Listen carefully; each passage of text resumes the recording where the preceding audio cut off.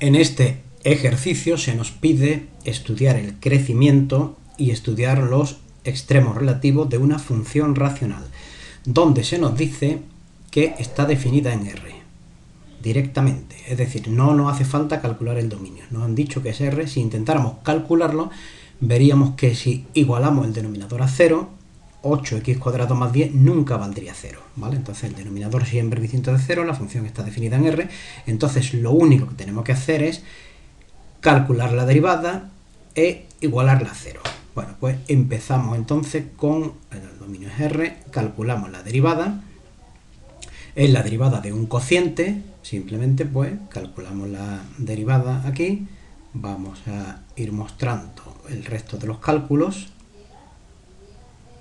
Aquí hemos puesto un corchete adicional simplemente para la simplificación, hacerla en dos etapas. Primeramente operamos dentro del corchete y después en el siguiente paso pues ya cambiaremos el signo. Bueno, entonces este es el resultado. Bueno, esta es la derivada. Y ahora igualamos a 0. Y ahora para igualar a 0, para resolver la ecuación, simplemente lo que tenemos que hacer es el denominador que está dividiendo, lo pasaríamos multiplicando al segundo miembro. Y tenemos entonces 56x² menos 112x menos 70 igual a 0 por algo. Esto va a dar, el resultado final va a ser 0. ¿De acuerdo? Pues entonces ponemos aquí 0. Una ecuación de segundo grado que la resolvemos directamente aplicando la fórmula. Y las soluciones que salen son 5 medios y menos 1 medio. Entonces ahora vamos a construir una tabla donde la única precaución que tenemos que tener es poner estos números ordenados correctamente. En este caso no hay duda porque uno es negativo y el otro es positivo. Si los dos fueran negativos podría haber lugar a confusión y si salen fracciones lo mejor es expresarla en forma decimal con la calculadora. Bueno, ponemos la tabla, tenemos que poner el menos 1 medio, el 5 medio, colocamos un lugar para la derivada y otro para la función. Y entonces ahora lo que vamos a hacer es que en cada uno de estos intervalos, aquí tenemos intervalos entre menos infinito y menos 1 medio, menos 1 medio, 5 medio, y entre 5 y medio más infinito, vamos a elegir un número. Cualquiera, el que queramos, en cada intervalo, y calculamos el valor de la derivada. Vamos a empezar, por ejemplo, con este intervalo que es más fácil. 5 medios son 2,5, pues un número fácil entre 2,5 y más infinito, por ejemplo, es el 3. Entonces vamos a calcular f' de 3. Bueno, pues f' de 3, simplemente en la fórmula de f', que la teníamos calculada aquí, en lugar de la x, ponemos un paréntesis, dentro del paréntesis ponemos un 3. Bueno, hacemos las cuentas, numerador sale 48, el denominador sale un número muy grande, pero no nos hace falta ni calcularlo, simplemente tenemos que ver que es un número positivo, con lo cual el resultado, 48 dividido en un número positivo, va a salir positivo. Bueno, pues entonces en la tabla completamos y aquí pues ponemos un positivo. Continuamos. Ahora, elegimos, vamos a elegir a un número entre menos 1 medio y 5 medios. El número más fácil que se nos ocurre es, por ejemplo, el 0. Pues vamos a calcular cuánto sería f' de 0. La misma fórmula, en lugar del 3 pondríamos un 0 y el resultado sale menos 70 partido por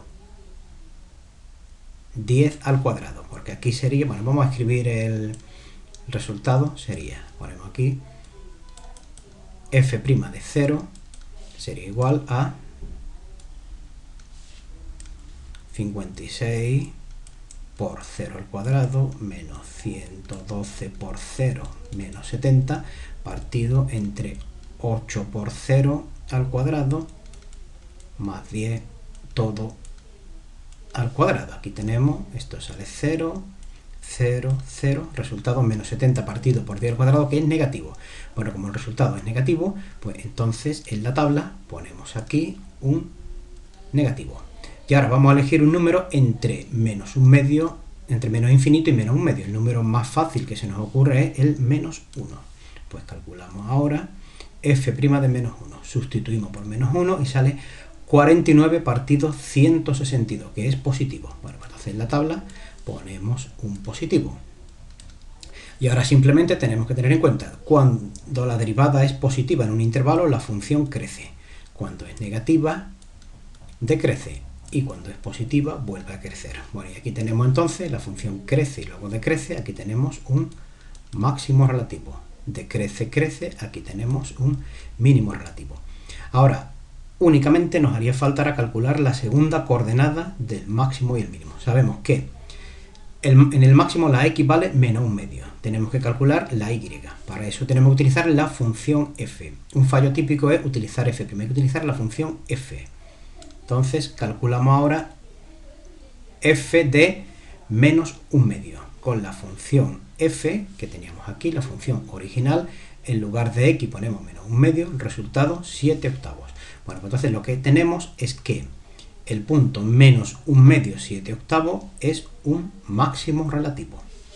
Y ahora tenemos que calcular también la segunda coordenada del punto 5 medios, que es donde estaría el mínimo relativo. Ahora, en lugar de x tenemos que poner 5 medios también en la función f.